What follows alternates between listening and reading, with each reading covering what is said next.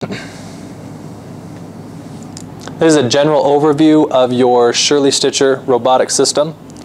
When the system first boots up, you will see a screen that asks you to set your quilt area. Notice down here on the bottom you have a plus mark and a cancel. At the very beginning, when it's asking you to set the quilt area, you are not able to cancel out. You have to set a quilt area at the very beginning. Notice up here in the upper left-hand corner, it is telling you where to place your machine. So it's asking you to move your machine to the back left corner. And again, the quilt area is your entire quilt, the entire area that has a possibility of being quilted. So what we want to do is we want to move our machine to the back left corner, and we're going to hit the plus mark. Notice now it is asking me to move over to the back right corner of my pattern box, or of my quilt area. And right here my arrow has moved over to the right-hand corner. So now let's move that over to the right-hand side. So I move my machine all the way over the entire width of my quilt. Once I get over to that edge, I say this is my back right corner of the pattern box. Plus mark. Now it's asking me to move to the front right corner of the quilt area. So what I'll do now is I'll move my machine as far forward as I can go of my quilt area. So all the way up here. I hit the rail right here, so I want to back off just a tiny bit, just as a precaution, so I don't actually hit that rail when actually quilting or when setting up a pattern. So when I'm at that front right corner, notice the arrow again down here in the lower right corner. I can hit the plus mark again. Right here,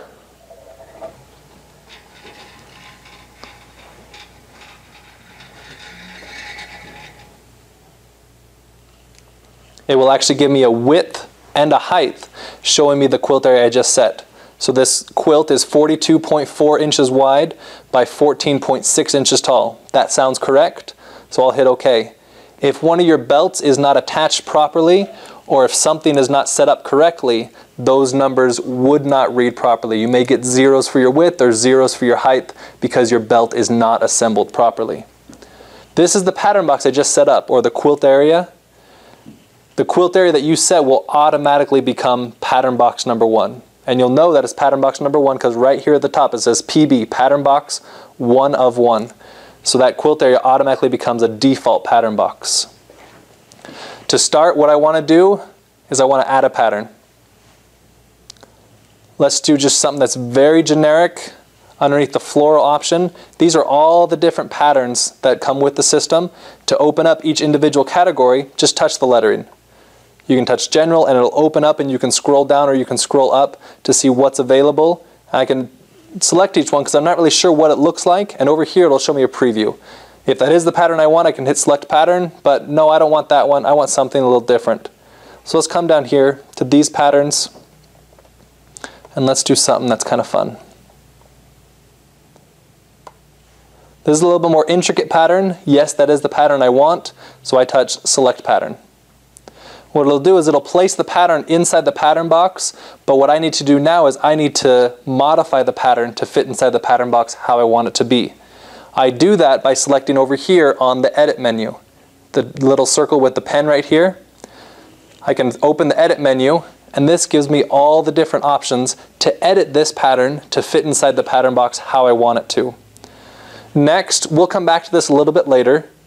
Repeat, if I wanted to repeat this pattern to be a pantograph all the way across, or maybe I thought it was too wide right here and I actually want it to be more narrow coming across the pattern. So let's say that was the case.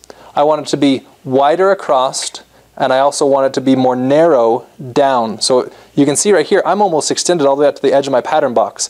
If I put 2 down, that's actually going to squish my pattern up to fill up my pattern box a little bit more condensed together. After I repeat those across, you can see it filled them up, but it kept the same size that it previously was. What I need to do now is I would need to scale. So right down here at the bottom of the list, you have a scale option. I can manually scale this pattern by either sliding the top slider or sliding the right slider. And you can notice up here in the corner, I have a little padlock, and the padlock is green. That padlock is green because the slider over here on the right is locked with the slider that's here on the top.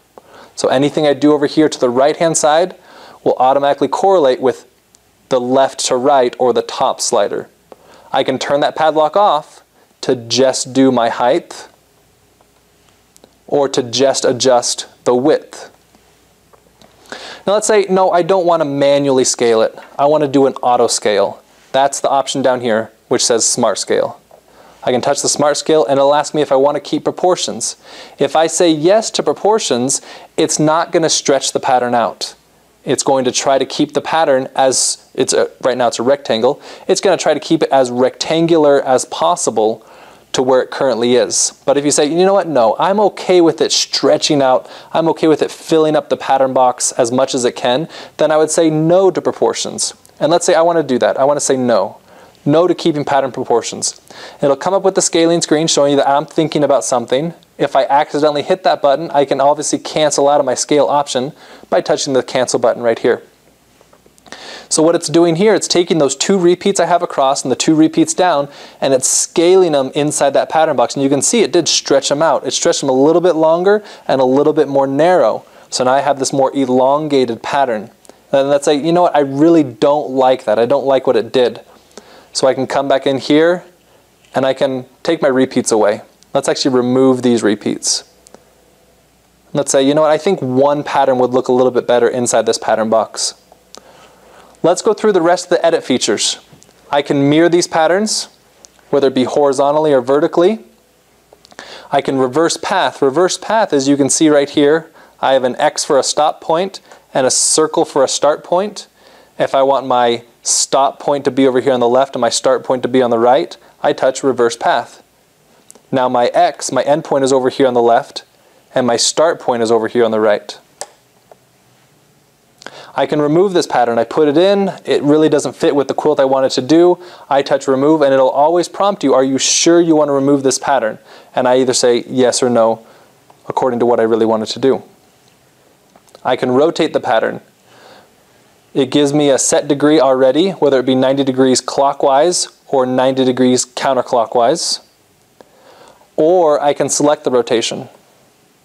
Selecting rotation, I will actually type in what I want that rotation to be. Maybe it's 15 degrees. And notice down here, I have a clockwise with a checkbox by it. If I want to be 15 degrees clockwise, I will check this. If I want to be 15 degrees counterclockwise, I'll make sure that that checkbox is not checked. I can move this pattern. I can move the pattern by holding down on the screen and dragging that pattern to a specific place, or I can move the pattern by using the arrow keys. Move it to the left, move it up, and it'll go in small increments, and we'll discuss in a little bit how you can adjust those increments of the setup. Once I finish and I have that set to where I want it to be, I'll hit the check mark and that'll save my movements. I can save this pattern. Let's say you modified it, you rotated it, you flipped it, you scaled it, and you made this pretty much brand new pattern. I can save that as its own new pattern, rename it to something I like to call it, and when I hit the OK button, it's going to automatically place it at the bottom of my Add Pattern list, the place we were just at a second ago. It'll automatically place that pattern down here at the base of my Add Pattern list. Let's go back to the pattern view where we just were a second ago. Scale, we just discussed that. Properties. Properties is telling me how wide and how narrow, or how wide and how tall my pattern currently is. This pattern is 20.9 inches wide and 7.2 inches tall. It's also showing me where I'm going to start. Now if I was really familiar with my quilt, from that upper left corner that I had previously set, it's going to start 2.9 inches over to the right and 7.2 inches down or closer to the front of my quilt. This really doesn't play into much of what you'd be doing unless you were really familiar with what you're setting on the quilt. This Retrieve Start Point button here gives me an option to move that start button or that start place from where it currently is to a designated place where I know I want it to start. Let's say that that place was right here. I want it to start right there. Notice these two numbers at the top. I'm still at 2.9 and 7.2, but when I touch Retrieve Start Point, those numbers change to 3.1 and 8.4. What that means is this point that I just moved my machine is now going to be the new start point for that pattern. Say that's what I want it to be. Okay. Notice it jumps my pattern over, because again, it's going off the start point. So let's move this pattern back on the screen so we can see it a little bit better.